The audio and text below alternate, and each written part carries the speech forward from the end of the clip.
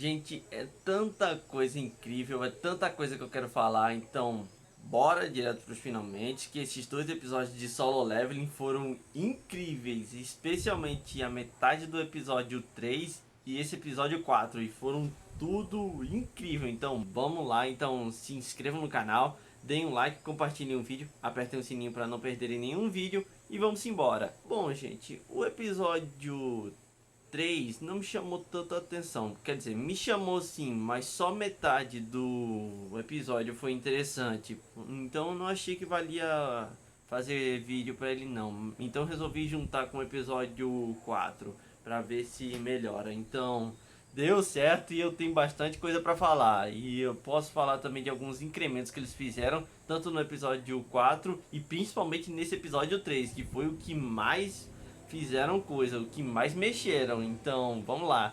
É o seguinte, o protagonista, ele tá acordado no hospital.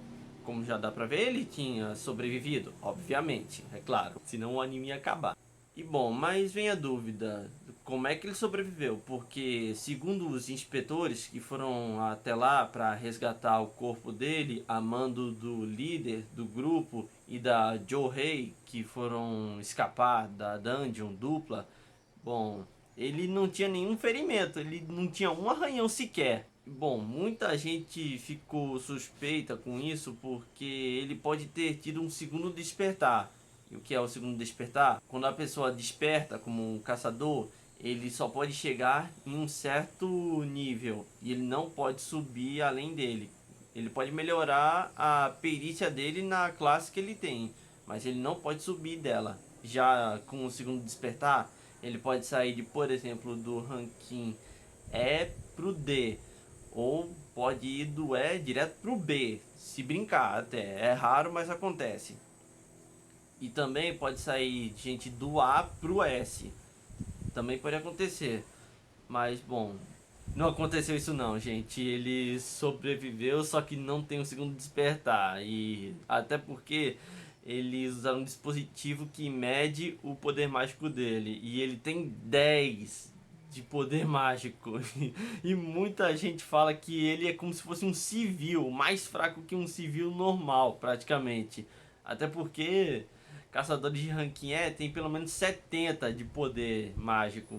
E ele não tem nem o mínimo necessário. Tanto é que concordam com ele ser o caçador mais fraco do mundo.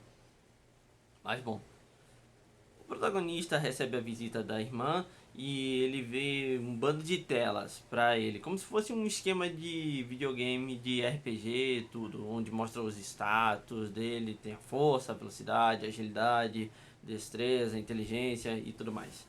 E bom, nesse meio de tela todo tem também dizendo umas quests diárias, que ele tem que correr 100 quilômetros, fazer 100 abdominais, 100 agachamentos, tem que fazer 100 flexões, e muita gente deve ter comparado isso com One Punch Man. Fazendo 100 flexões, fazendo 100 abdominais, fazendo 100 agachamentos, correndo uns 100 quilômetros. É, ficou bem engraçado. E bom, ele não levou isso a sério e foi penalizado. Tanto é que ele teve que correr em uma outra dimensão, diga-se de passagem, de uma centopeia enorme. Que não tá em 3D, gente. Não tá em 3D, como vocês puderam notar. E bom, depois desse susto, ele vai fazer as diárias. E bom, muita gente deve ter ficado confusa porque ele ficou correndo por 4 horas. E muita gente que é de corrida deve ter ficado meio bugado com a mente, porque ele já deveria ter morrido de tanto correr, de tão cansado que ele ficou. Mas eu não liguei pra isso. Não que eu não ligo pros detalhes, mas eu não vou deixar que esses pequenos detalhezinhos estraguem a minha experiência. E bom, ele segue lá fazendo as diárias. E a Johei foi fazer uma visita pra ele, mas ela não apareceu pra ele porque não queria atrapalhar. Aí outra coisa, o líder perdeu um braço e provavelmente já vai se aposentar. E a Johei também, porque ela tá com dano psicológico e não é pra menos, né? Mas bom, depois dessa, vem um bando de cenas de flashbacks dele, mostrando ele como é que ele era antes e pós o despertar. E bom, também mostra a mãe dele que tá em coma por causa de uma exposição excessiva de mana. E aí faz com que ela fique dormindo e ele tem que pagar tratamento. E isso tudo, e esse monte de flashbacks dessas cenas aí, é tudo original. Quem for ver o manhwa ou o webtoon vai notar que isso não existe lá, é tudo original. Eles inventaram isso pro anime. E eu creio que eles fizeram isso para dar mais combustível a ele para continuar a se esforçando. E bom, eu gostei, ficou muito bom, ficou muito legal. Ó, aqui, troféu joinha pro pessoal da staff. Ficou muito legal, vocês são demais. E bom, também mostra ele distribuindo os pontos dele em força, velocidade e tudo mais. Tem todo um esquema de RPG nesse meio todo. E bom, ele também recebe uma chavezinha para ele fazer uma dungeon. E ele vai. E bom, quando ele entrou lá, ele não podia sair. Ele só ia sair se ele derrotasse o chefão dessa dungeon. E bom, ele vai lá, mas antes disso, ele encontra um bando de goblins também. E isso não tem no mangá. Eles estão provavelmente seguindo um pouquinho da novel, mas eu acho que os goblins e os flashbacks que teve no meio do episódio devem ter sido originais. Mas bom, com isso ele vai matando os goblins, até tendo uns flashbacks com eles no início, matando criaturas que aparentemente matariam ele facinho.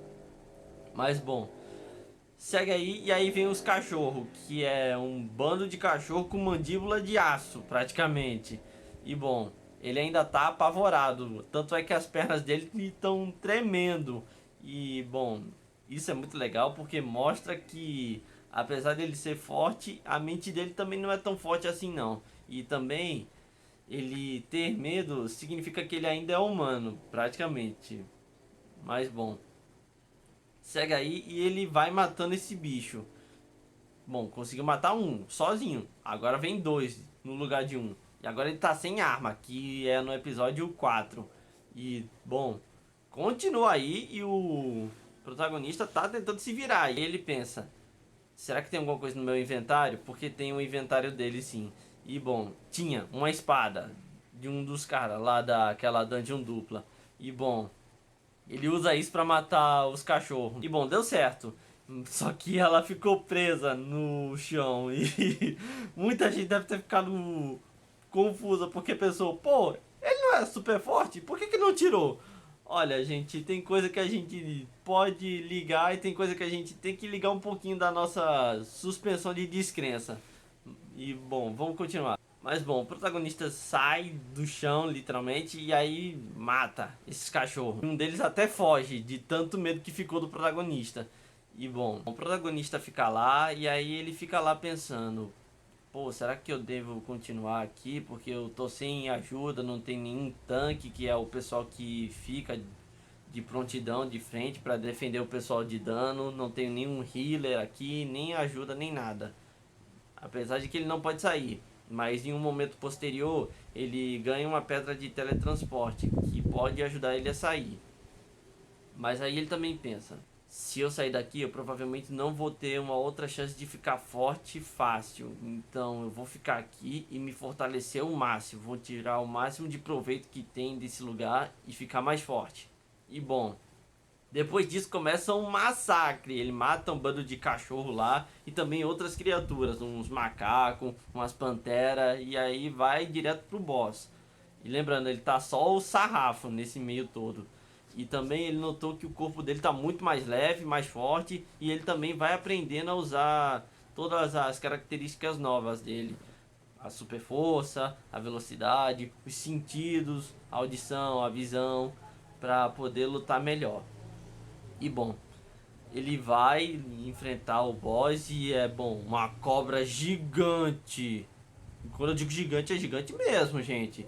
E bom, ele continua a lutar, ele quer lutar para ficar mais forte. E até tem um monólogo dele com uns flashbackzinhos dizendo que perante a força verdadeira, não adianta ser bonzinho, não adianta ser gentil, nem nada. Só conta é o poder nesse meio todo. E bom, com isso ele usa isso de combustível para poder querer se fortalecer ainda mais. E é muito legal isso.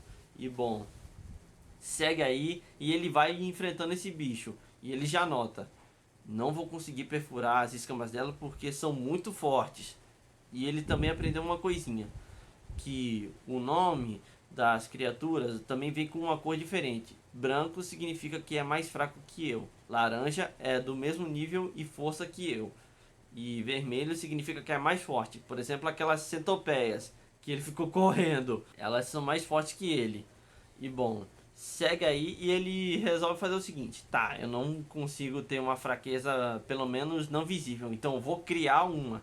E aí ele vai lá se virando, mas tá levando uma surra, ele tá sendo subjugado.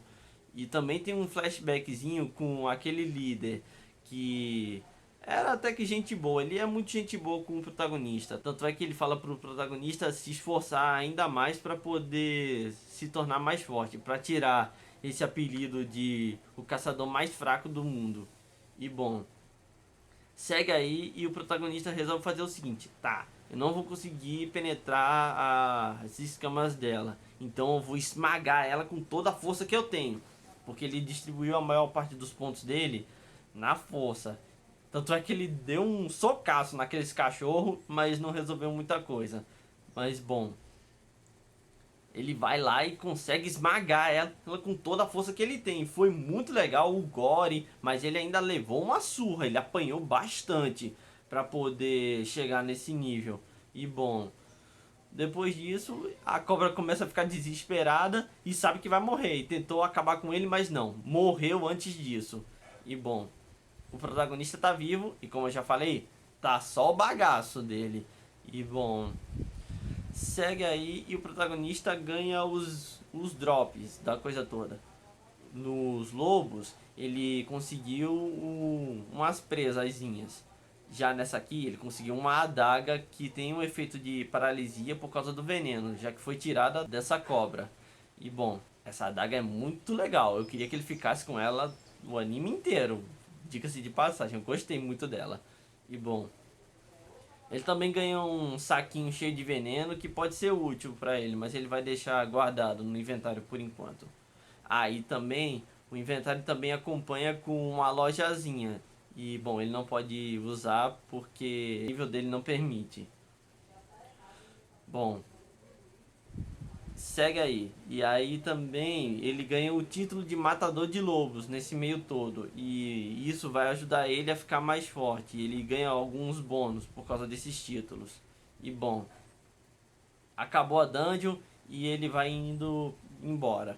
E bom, nesse meio todo também rolou um portalzinho que tinha no meio da cidade.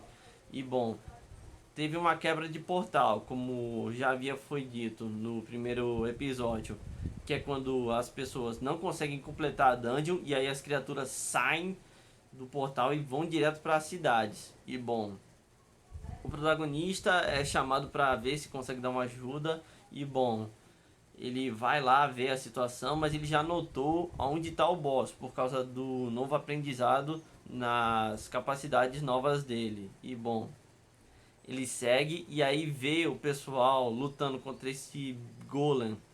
E bom, ele já notou que o pessoal foi montado às pressas. Não teve tempo para poder montar um grupo certinho, eles não estão trabalhando direito, tá praticamente tudo desordenado. E a Joe tá lá também. Ela foi chamada para ajudar, mas não tá garantindo muita coisa porque ela ainda tá traumatizada. Só se passou uma semana e ela ainda tá recebendo tratamento psicológico.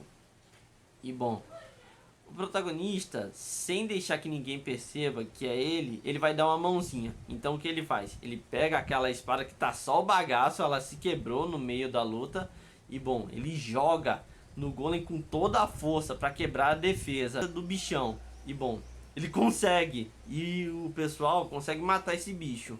E bom, missãozinha aí concluída.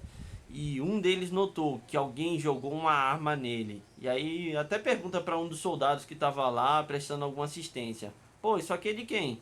É daquele cara ali. Ué, cadê ele? Foi-se. E bom, o protagonista vai embora. E a Joe notou que era o protagonista assim. E bom, acaba o episódio assim pra ele continuar se fortalecendo. E bom, eu gostei do episódio, foi muito legal. Eu gostei dos incrementos, eles esticaram várias partes no mangá que ficaram bem legais aqui. deram uns acréscimozinhos e ficou muito bom.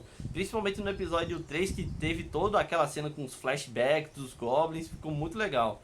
E bom, vocês podem notar facilmente que não tem CGI nos episódios, o que é muito bom, muito positivo pro anime. E ficou bem legal. E eu espero que continue assim, porque eu já gostava da história e tô adorando ainda mais. Eu quero que continue fazendo um bom trabalho, pessoal. E bom, é isso, gente. Fico por aqui. Se gostarem do vídeo, deem um like, compartilhem e eu vejo vocês no próximo vídeo.